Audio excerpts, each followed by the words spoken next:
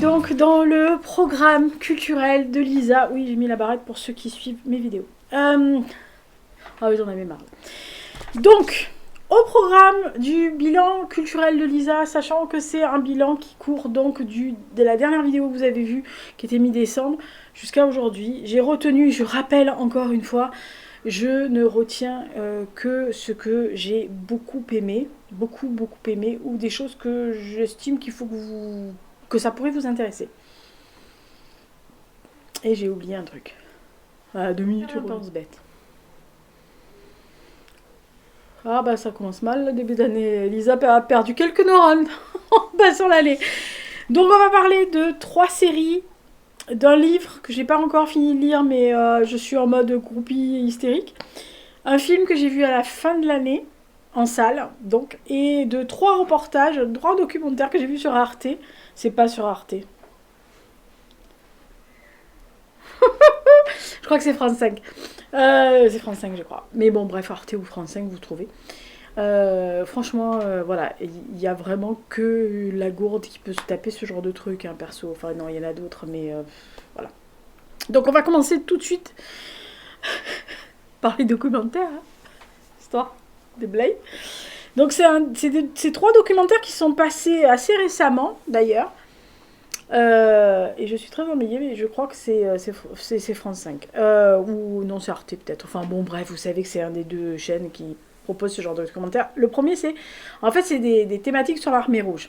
Le premier, c'est l'armée rouge. Donc vous avez 2 documentaires qui vous expliquent en fait la construction de l'armée rouge. Et ensuite, l'armée rouge sur on va dire, sur sa période la plus faste et la plus tragique et la plus totalitaire. Voilà. Notamment, par exemple, Zaïtsev, les figures de proue du régime stalinien qui a mis en exergue certains camarades pour être des héros de la nation. Donc, toujours très intéressant de savoir ce genre de choses. Honnêtement, il y a 2 parties. La première partie, donc, c'est la guerre patriotique, donc forcément on sait de quoi ça parle, la révolution, et ensuite il y a la guerre froide. Voilà. Donc c'est 2 excellentes parties, très prenantes, avec des images d'archives, avec des témoignages, avec des spécialistes de cette partie-là, donc on est bon. Le deuxième reportage, ça s'appelle le procès Prague 1952. Donc je pense que Prague 52, vous voyez de quoi on peut parler. En fait, c'est suite à la découverte de films dans un hangar. Il y avait des travaux. Il n'y a pas très longtemps, je crois que c'est 2017 ou 2018. Et à Prague, ils ont retrouvé des bobines de films, notamment sur ce procès, des choses qui avaient été tournées un peu à l'arrache. Très intéressant portrait des années 52 à Prague et toute la pression qu'il y avait sur ces pays dits du bloc Est. Assez impressionnant quand même. C'est un documentaire qui... Je me suis dit, ah ouais, quand même, ah ouais. Même si vous savez, vous dites, ah merde, oui, quand même. Et le troisième, alors évidemment, il faut savoir ça. Et c'est agréable de voir un reportage. Alors après, on aime ou on n'aime pas, on s'en fout, c'est pas la question. C'était un reportage sur Léon Trotsky qui était sous-titré Un homme à abattre. Puisque en fait c'est quand même celui qui a soulevé la révolution et qui a fait du début de la révolution bolchevique ce qu'elle est devenue après, de cette guerre patriotique. Il a rapidement vu le mauvais potentiel de certains et est devenu un peu plus, on va dire, récalcitrant, beaucoup plus critique envers certaines personnes. Donc il s'est exilé.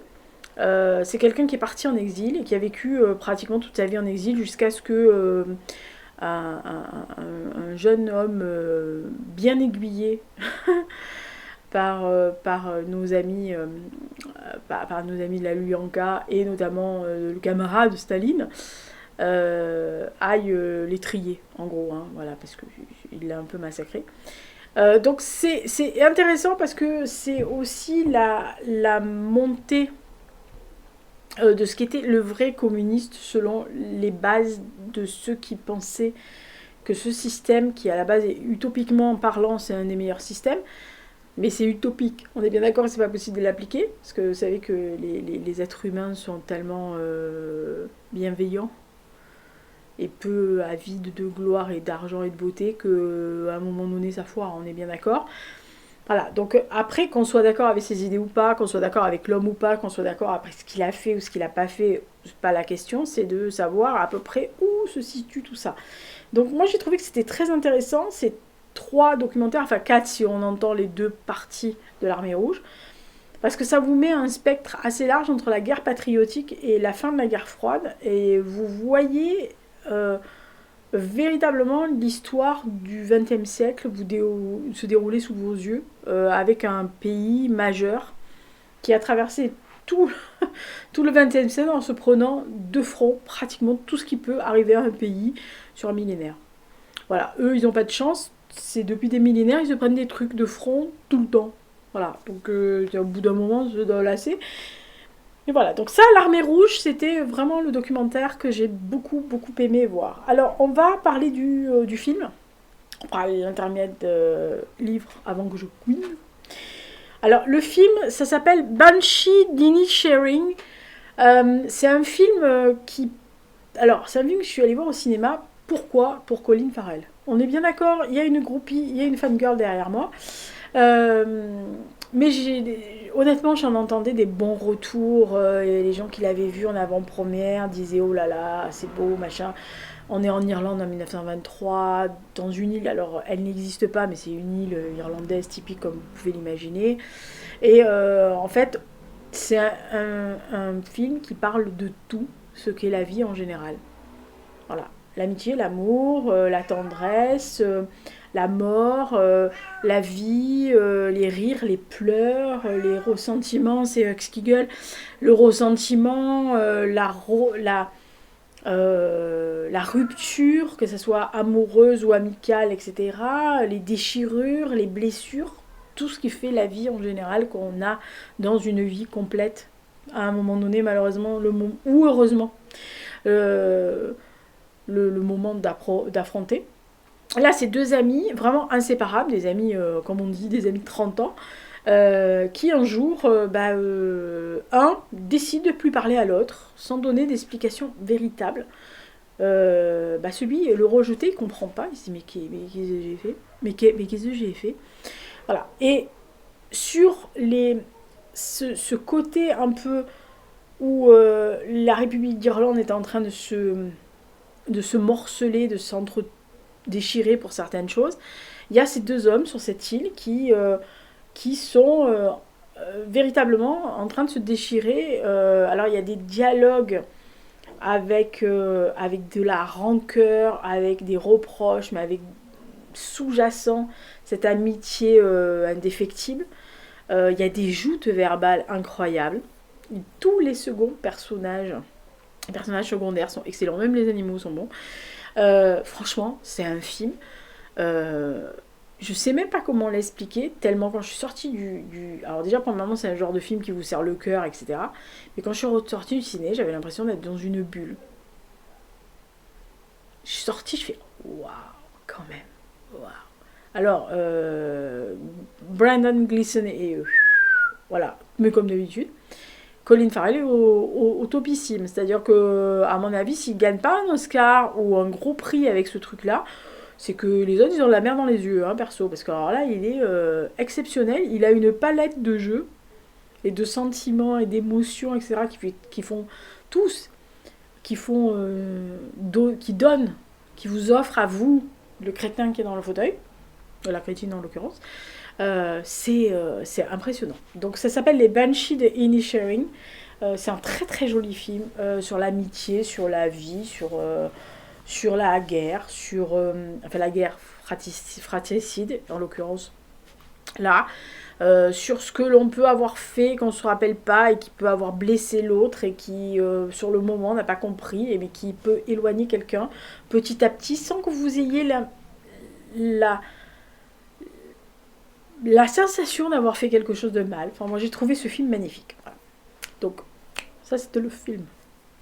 Oui, j'en ai vu d'autres, mais pas à ce niveau-là. Il y a le Caravage, mais alors, oui, alors, si vous voulez aller voir le Caravage, n'y allez pas si vous avez le cœur sensible, si vous avez le cerveau estriqué, si des scènes de sexe, orgie, comment dire, enfin tout ce que vous pouvez imaginer qu'on peut faire à ce moment-là du siècle avec le petit salopio qui était Caravage, n'allez pas. N'allez pas, vous allez être choqués. Je vous le dis tout de suite. Moi, il y en a dans la salle de cinéma. J'ai enquillé les deux. Dans la salle de cinéma, il y a quelqu'un qui s'est levé, qui était pas loin de moi, qui s'est levé, qui fait ah, c'est honteux de voir ce genre d'image à l'écran. J'avais envie de dire mais on parle de Caravage, attends, on n'est pas en train de parler de la Vierge Marie non plus. Donc, enfin, il y en a certains, ils vont voir des films, ils savent même pas qui c'est, ni le contexte, ni qui était ce Méridi, qui avait un grand talent, mais qui était pas piqué un temps le gars. Bon bref, on s'en fout. Donc, à Noël, le papa Noël de Lisa, moi, il était sorti. Bien sûr, il était sorti depuis plusieurs semaines. Mais c'était mon cadeau de Noël. Vous sentez la fille qui caresse le livre? Ah voilà, ça c'est... Voilà, je me suis offert un livre dans cette année bleurienne. Ça va respirer 2 minutes. Où je me suis dit, il faut absolument que je le lise. Parce que j'adore ce garçon. Depuis la première fois que je l'ai vu en juin 90, je suis raide dingue de ce garçon. Je sais, il y en a certains qui le trouvent moche, il n'a rien à carrer de ce que vous pensez. Moi, quand je l'ai vu, il ressemblait à ça. Vous voyez? Il y en a certains qui diront, ah là, c'est un garçon aussi, le garçon. Alors, j'ai dit, oui, le livre en question, que je me suis offert à Noël. Ah ouais, non, mais la tarée, quoi. Verse, Chorus and Monsters de Monsieur Graham Coxon. Mais Graham Mouna. Voilà. Donc, les dessins sont de lui. La couve est sûrement de lui. Évidemment. Dedans, il y a des photos. Il y a Alors, il y a des photos très personnelles. Il n'a pas mis les photos tout nu. Hein. Sur... Dommage. Comme diraient certaines personnes quand ils ont vu le livre. Non, mais pas moi. Enfin, je n'ai pas pensé à ça tout de suite. On me l'a signalé, donc je me suis dit, ah ouais, c'est raison. Non, il a mis des photos de lui quand il était plus jeune, avant l'université, avant Blur, etc. Et il a mis des photos des dessins qu'il fait. Parce que c'est un artiste complet, il dessine, il fait pas mal de choses. Alors, les dessins sont un peu particuliers. Autant j'adore Graham Coxon, comme guitariste, comme chanteur, comme mec tout simple. Autant, certaines fois, au nom de ses dessins, c'est pas tout à fait ma came, des fois. Voilà, il y en a certains que j'aime beaucoup. Voilà. Il y en a certains que je trouve assez fascinants. Je pourrais rester des heures dessus à me dire mais qu'est-ce que c'est. Et il y en a certains où je suis pas du tout sûre de... Par exemple, si vous m'offrez ce genre de dessin, je vais vous dire « Ah, c'est gentil », mais je ne saurais pas où le mettre. Hein. Je pense que je le laisserai derrière un meuble pour éviter, quoi, parce que c'est des dessins assez particuliers. Voilà. Donc, c'est un artiste complet, donc il explique sa vie, du début de sa vie jusqu'à jusqu'à à peu près maintenant. Voilà. Jusqu'à ce qu'il explique quelles sont ses influences, en gros, hein, en travers, ses rencontres, évidemment avec Damon Albarn, mais il raconte ses influences en tant qu'artiste, parce que c'est un artiste, et que la musique l'occupe autant que le dessin, la peinture, etc. Donc voilà, il est toujours en mouvement, le Graham Monet. Donc voilà, ça c'était ça.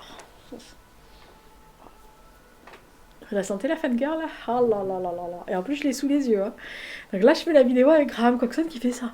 Bon ça, si j'arrive à finir cette vidéo, j'aurai beaucoup de chance. Alors, ensuite, 3 séries que j'ai mais suradorées. Sachant qu'au moment où je tourne, j'ai fini la 3e saison de Das Boat que j'ai moins aimé que les 2 premières. Mais j'aime beaucoup Das Boat, donc il paraît qu'il y a une 4e, et là je sautille. Donc, la première, je vais faire dans l'ordre de vision. La première que j'ai vue, en fait, s'appelle Rogue Heroes. En fait, elle s'appelle SAS Rogue Heroes. Elle était sur Canal+. Alors, c'est l'histoire, comme ils le disent, un brin romancé Non.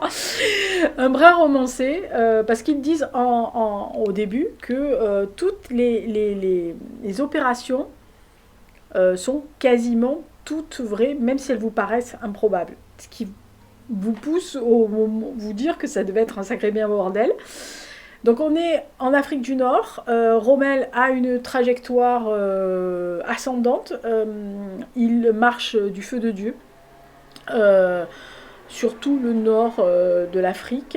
Il arrive limite, voilà, il est limite sur Alexandrie. Le problème, c'est que derrière, ça pêche parce qu'il va tellement vite que le ravitaillement, c'est pas ça du tout. Qu'il y a quelques Français qui se battent à Tobruk. Héroïquement, on en est d'accord, mais que ils font ce qu'ils peuvent, hein, voilà. Que les Italiens, qui sont censés être les amis et alliés des Allemands, sont des grosses daubes. Que ce soit en niveau stratégique ou en niveau de armée, tout simplement. Vraiment, ils sont pas bons. Chaque fois qu'il y a eu des merdes de l'armée allemande qui a perdu des trucs, c'est à cause d'eux. Hein. Je rappelle, Barbarossa, ils auraient dû partir beaucoup plus tôt, donc ils étaient arrivés à Moscou bien avant. Si ces cons d'Italiens s'étaient retrouvés dans la merde en Grèce et en Turquie, etc., qu'il n'avait pas fallu que certaines divisions aillent les aider, ces abrutis. Donc voilà, donc là c'est pareil, même combat. Ah, quand vous avez affaire à des nuls, vous avez affaire à des nuls. Et donc l'armée britannique, elle fait ce qu'elle peut déjà, voilà, parce que en face elle a l'armée de l'Africa Corps et c'était pas des enfants de cœur. Et puis c'était pas des nuls, voilà. Donc elle fait ce qu'elle peut. Et donc nous on se retrouve avec David Sterling qui est un jeune gradé officier britannique qui est le fils d'un général très connu qui est très dilettante le gars, alors, il est là, mais on s'en fout. Et lors d'un exercice de parachutage, il se brise les deux jambes, finit donc à l'hôpital, et là il commence à se dire, oh putain, il faut faire quelque chose, c'est pas possible, et il commence à élaborer le fait qu'effectivement l'armée britannique n'y arrive pas, tout simplement parce qu'ils sont pas assez mobiles, et que l'armée allemande est tellement étalée qu'il faudrait des unités mobiles pour aller claquer ou casser des ravitaillements, des morceaux, pour justement ralentir la progression des tanks et des panzers, etc. Parce que si vous rompez une chaîne d'approvisionnement, les autres, une fois qu'ils sont sans essence, ils n'avancent plus. Et c'est beaucoup plus facile de leur tomber sur la gueule. Donc, il propose cette idée, mais ça n'a pas l'air d'être emballant, mais bref, il propose cette idée, on lui dit ouais, vas-y, allez, a l'air de dire ouais, allez, vas-y, fais ça, arrête de nous emmerder. Et il doit recruter. Il recrute un autre soldat, mais irlandais, un espèce de gros bagarreur de première catégorie, toujours en train de casser la gueule à tout le monde, avec un caractère de merde, qui jure, qui envoie bouler tout le monde, etc. Et il y a un autre officier qui est alors le type même de l'officier britannique colonial, vous savez, le truc bien droit dans ses bottes, qui n'a peur strictement de rien vu ce qu'il a tout vu, et que même sous les bombes qui tombent, il continue son discours, il y a tout le monde qui a plat ventre, lui il est droit comme un i dans ses bottes, il a peur de rien, mais qui est un meneur d'hommes et qui sait qu'il y a une stratégie à vivre. Et donc ces trois caractères très différents décide de s'associer sur ce truc, donc il crée ses SAS, donc c'est vraiment les forces spéciales britanniques. Et donc on va les suivre sur cette saison-là, sur la création de ces SAS. Donc dans le désert, vous mettez tout ce que peut trouver de bagarreurs, de chieurs, d'emmerdeurs et de ceux qui ont envie d'en découdre avec les Allemands. Vous les mettez tous dans la même brigade, vous les lâchez dans le désert. Ah, je vous raconte pas le bordel. Voilà, donc ça c'est... Alors attention, esprit étriqué, ceux qui n'aiment pas, qui aiment la langue châtiée, etc., n'y allez pas, hein, voilà. Parce que, en gros, ça fume, ça baise, ça boit, ça se castagne, ça parle très très très très mal. C'est très très très vulgaire. Voilà. Ça a des coups d'éclat complètement invraisemblables, mais quand vous savez que 95% de ce qui est montré est vrai, vous dites putain, ils ont eu un cul bordé de nouilles. Ah bah oui, ça ne peut pas dire autrement. Voilà, donc c'est... Mais ça part en vrille. Alors, il faut savoir que le créateur de Rogue Heroes est quand même le créateur de Peaky Blinders. Voilà, donc musique survitaminée très actuelle. Ça, bah, c'est du Peaky Blinders dans le désert, j'oserais dire, pour faire le raccourci, ce qui est faux, mais voilà. Sur les routes, vous avez Highway to Hell, tout le monde qui gueule comme des putois, pas chantant ça, parce que forcément à l'époque ils chantaient pas celui-là. Enfin, vous imaginez bien le truc. Vous avez un nid d'espions en plein milieu d'un endroit. C'est vraiment le nid d'espions, le carrefour des espions. Vous avez les Français qui sont fidèles à De Gaulle, les Anglais qui se démerdent comme ils peuvent. D'ailleurs, il y a eu un truc hilarant d'un espion anglais qui s'est déguisé en fille parce qu'il n'y avait personne sous la main. Enfin, il n'y avait pas de fille sous la main.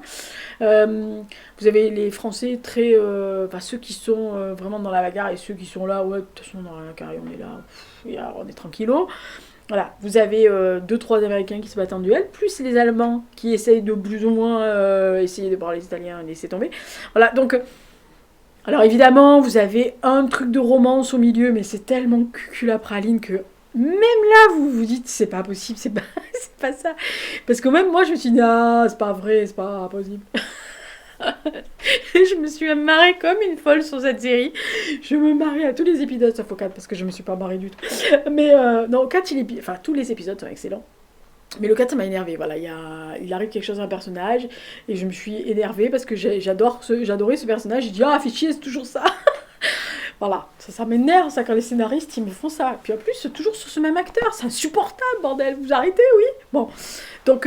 Ils ont annoncé une deuxième saison, donc j'attends la deuxième saison parce que déjà la première était très rock'n'roll, très bordélique, mais très excellente. Voilà. Donc c'est sur Canal+, donc je suppose que vous pouvez aller le voir.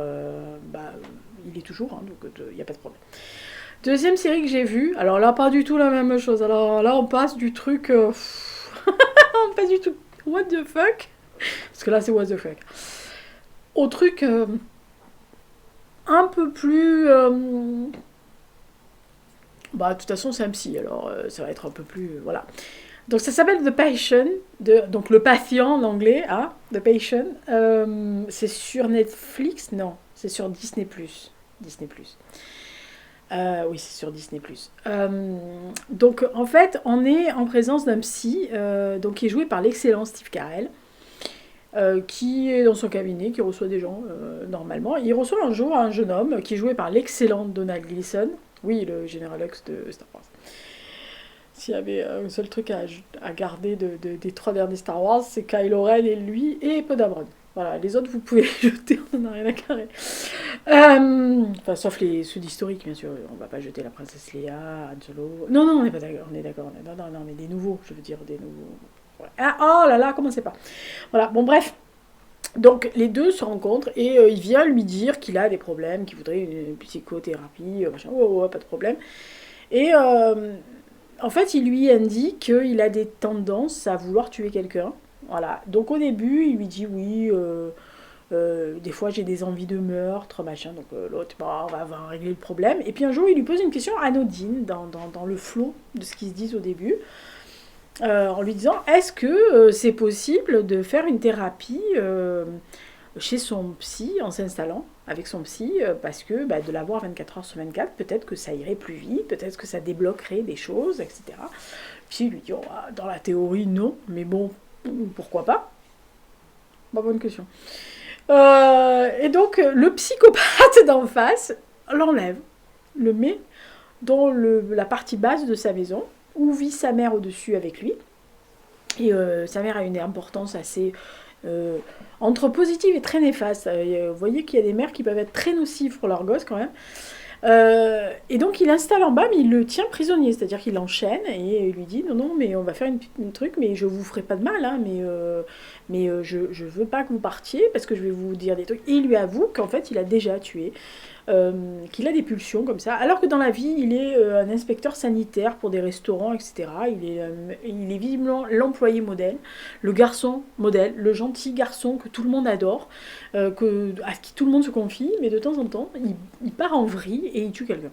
Voilà. Donc, va se passer cette relation de patient à psy, où ils vont discuter, il va essayer de l'amener à plus ou moins arrêter cette pulsion et donc de trouver des dérivatifs. Par exemple, il trouve le premier négatif, c'est de lui dire, ben voilà, vous adorez votre maman est tout pour vous, sans vous, elle est perdue. Donc, en gros, dès que vous avez une pulsion, dites-vous qu'il y a votre maman, voilà. Donc, il essaye de trouver des trucs. Et plus il trouve, plus l'autre bascule vers l'endroit où le psy veut le mener. Mais le problème, c'est que ça lui fait peur parce il pense que c'est un psychopathe. Donc il se dit, ah non, mais moi je peux pas être tout de suite faire ça, etc. Donc voilà, il a une ex-femme qui elle aussi a sa part dans son problème. Donc il essaye de réconcilier des choses, mais il voit qu'il n'y arrive pas. Donc du coup, ça le perturbe. Enfin, voilà. Et le psy va commencer à parler avec des personnes qui sont pas là. Parce que lui aussi a des problèmes avec ses enfants et notamment son fils. Et il aide ce garçon-là parce que il n'a pas pu aider son fils quand sa mère est morte. Alors, sa femme, et donc la mère est morte. Et comme il est veuf et qu'il voit ce problème, il transpose plus ou moins, il transfère plus ou moins ce qu'il aimerait dire à son fils, à ce garçon-là, qui lui ne reçoit pas du tout ce qu'il faut au moment où il faut. C'est vraiment un psychopathe. Hein. Si vous le croisez à la truc du nouille, alors autant Donald Gleason, vous le trouvez choupinesque et à ce niveau-là, il est charmant, faut pas aller avec le garçon, vous finissez 6 pieds sous terre. Voilà, donc c'est un truc assez étrange parce qu'il y a plusieurs boîtes. C'est un peu la boîte de Pandore, il a ouvert la truc, c'est bordel. Donc là, il y a plusieurs niveaux de lecture, plusieurs creux, et puis plus il s'avance dans ce côté où il veut s'en sortir plus, malheureusement le côté psychopathe prend le dessus, et donc il va re-enlever quelqu'un, qui va littéralement tuer sous les yeux du psy, parce que il sait pas quoi faire, il est coincé, il se dit « Ah, mais je peux plus le libérer maintenant », enfin c'est le bordel monstre. Alors le seul truc qui m'a un peu gêné, mais bon c'est un bémol, c'est que le psy vient d'une famille... d'une famille non pratiquante juive. Donc son fils est devenu orthodoxe radical, donc il y a vraiment ce schisme et cette scission entre les deux, pour des raisons religieuses. Le seul truc qui m'a un peu gêné, c'est qu'il y a des flashbacks à Auschwitz, où, alors ça peut être justifié pour certaines choses, mais c'est pas justifiable, enfin en tous les cas c'est pas c'est pas justifiable dans la façon dont c'est filmé. Voilà. Ça peut se comprendre pour certaines choses, mais il y a des parallèles et des raccourcis qui sont... Je me suis dit, hein? Voilà, il y a 2 ou 3 raccourcis comme ça où je me suis dit, non, mais non, ça, non. Voilà, c'est un peu dérangeant. Il y a des raccourcis qui se font à un moment donné où c'est un peu dérangeant. Parce que vous dites, mais pourquoi ils mettent ça là-dedans? Alors, si il y a une deuxième partie, ou il y aurait une seconde saison, mais ça m'étonnerait. Ou alors il y a quelque chose que j'ai loupé. Alors s'il y a des psys par là, si vous l'avez vu, dites-moi. Peut-être que j'ai loupé un truc qui peut expliquer que ça soit justifiable. Moi, voilà, vous enlevez ces images-là, c'était une très bonne série. Moi, j'avais pas besoin de ça pour comprendre plus ou moins ce qui se passait derrière. Mais... Hein? Donc ça c'est The Patient, donc c'est sur Disney+. Et le dernier, donc celui que j'ai regardé, je l'ai fini ce week-end, donc on est le 9 aujourd'hui, et vous verrez la vidéo que le 18. Donc je l'ai fini donc il y a 1 semaine et demie pour vous. C'est la saison 2 de Jeux d'influence sur Arte. Voilà, alors j'avais adoré la saison 1, qui mettait à mal les rapports entre les lobbyistes, les écologistes, le pouvoir, les journalistes, etc. Pour le problème agroalimentaire. Voilà, il y avait un truc. Alors là, on part sur à peu près les mêmes protagonistes de base, on va dire. Simplement, le député qui avait défendu son ami contre les pesticides qu'on mettait dans ses champs, etc., est devenue ministre de la Culture. La fille qui était à un moment donné du côté des lobbies, mais qui s'est retrouvée de l'autre côté d'enquête, est devenue journaliste dans un quotidien d'envergure nationale et qui est un peu un journaliste d'investigation. Mais les mecs qui sont à la tête des lobbies de l'agroalimentaire sont toujours là. Donc nous on part, il y a plusieurs, c'est un film un peu choral, dans une série un peu chorale dans le sens où il y a plusieurs intrigues mais qui s'en mêlent très très bien et qui arrivent à peu près, on va dire, assez facilement sur la même route. C'est-à-dire que tout le monde est derrière, c'est le même train, mais il y avait plusieurs wagons et les wagons se raccrochent petit à petit. Donc en fait, le point de départ, c'est des enfants qui visitent un silo à grains, basique. Quand vous êtes à la campagne, c'est ce que tout le monde fait. Et très vite, il y a des évanouissements, des profs qui ont mal à la tête, des nausées, envie de vomir. Et donc, il y a quand même une suspicion. Mais en gros, on dit non, mais c'est parce qu'il y a sûrement un virus quelque part, les petits étaient malades, etc. Bon, on passe encore. Et de l'autre côté, il y a un groupe d'écologistes radicales qui est mené par la fille de l'homme qui s'était suicidé, enfin, qu'on pensait s'être suicidé dans la première saison, qui est à la tête de ces jeunesses de 2050 et qui dénonce la grosse société d'agroalimentaire d'outrepasser les décrets de loi, que ce soit français ou européens, sur le taux de pesticides dans les fermes, etc. On suit aussi des fermiers qui sont adhérents à ce syndicat agricole et à ce coopérative agricole qui dépend elle-même de la société agroalimentaire. Bonjour le conflit d'intérêts. Oui, parce que si vous vendez les produits pour avoir une plus grosse productivité, mais que vous êtes aussi les personnes qui récupèrent, qui vendent, qui transforment, qui produisent et qui revendent le produit transformé, c'est un conflit d'intérêts, hein, gros. Voilà. Mais c'est pas grave, ça gêne personne que des grosses sociétés, enfin que toutes les marques soient détenues par 3-4 gros sociétés d'agroalimentaire. Voilà. Et là, c'est une société qui est en particulier très visée. Et cette journaliste va être mise sur l'affaire de façon assez détournée pour quelque chose. Et elle va lever le lièvre. Petit à petit, elle va ouvrir la boîte de Pandore et elle va s'apercevoir que les grains ont été traités de façon assez frauduleuse et de façon absolument très dangereuse pour la santé des gens, mais que ça ne les empêche absolument pas de recycler. Ça ne les empêche pas de donner le grain pourri à des agriculteurs qui vont le mettre pour leurs animaux, et donc les animaux qui produisent du lait qui est donc contaminé par cette merde, mais que comme c'est la coopérative qui récupère le lait, qui le stérilise, qui le vend, qui le donne à la société au-dessus pour le mettre en bouteille, et cette société au-dessus vous le revend dans les magasins, en fait en gros non, tout va bien, hop, test, cool, voilà. Donc tout ça fait que cette journaliste creuse et trouve. Et on va lui parler de bébés qui sont nourris par un lait maternel, premier âge, qui est commercialisé sous la bannière d'une des sociétés de ce gros consortium.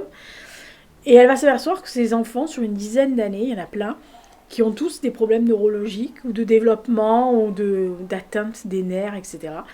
Donc elle va commencer à on va dire, chercher, fouiner. Et parallèlement, vous avez ce ministre qui est un peu droit dans ses bottes, qui est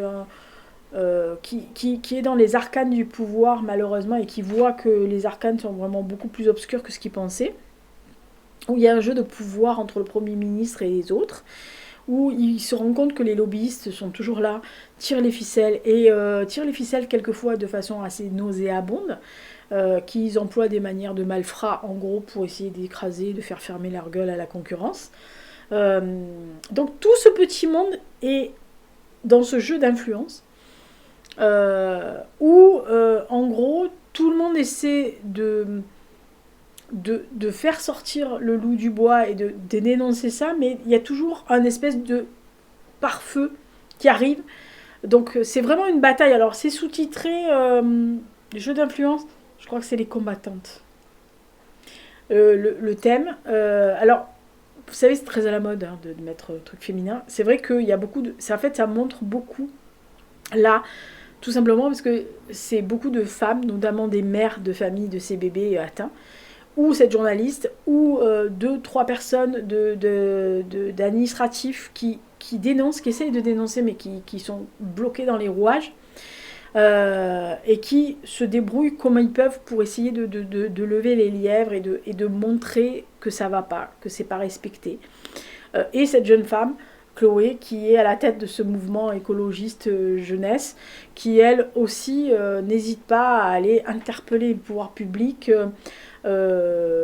hacker des choses, détourner des informations, etc., pour pouvoir garder ce mouvement, on va dire, actif et de pouvoir dénoncer le fait que justement, il y a des gens qui pour avoir du profit et de l'argent un peu plus, ils s'en foutent de votre santé, ils s'en foutent de la santé des gens, ils s'en foutent de leur donner de la merde à bouffer, d'empoisonner les rivières, d'empoisonner les nappes, d'empoisonner les champs, de faire devenir des paysans de plus en plus pauvres et de plus en plus accros à la rentabilité, alors que c'est pas du tout le principe de l'agriculture.